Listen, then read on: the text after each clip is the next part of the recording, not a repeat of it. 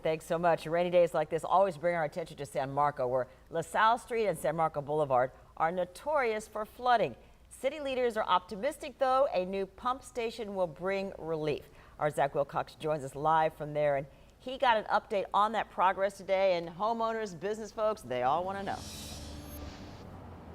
Yeah, Jeannie, you know they have to cross their fingers whenever they kind of have a rainy day like this come through. But you can see behind me here, one of the first things you notice, not as flooded, nearly as flooded, not flooded at all, really, compared to how we've seen it in the past. But you can also see that that pump station still under construction at this point. So those folks wondering, when is this thing going to be done and how much of a difference will it really make?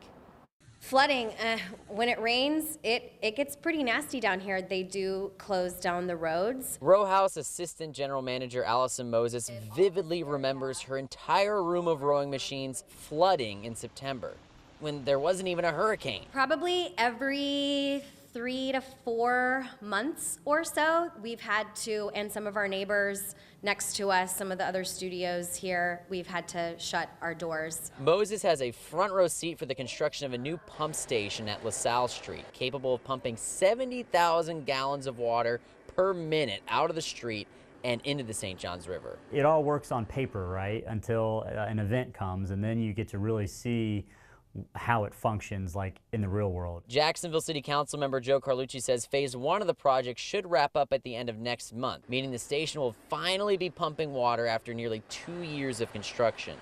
But then it'll be on to phase 2. Let's just picture a cup with a bunch of water in it, and there's a bunch of coffee straws, and those are very skinny straws. Phase 2 is they're going to be replacing all those coffee straws with, big gulp straws. Carlucci says that second phase of replacing pipes will take through the end of the year and should wrap up early next year. But Moses is optimistic just getting the station online in a few short weeks will help make sure her customers can do all their rowing inside rather than down the street. Once it's finally done, I think it'll revitalize San Marco, keep the community intact and dry.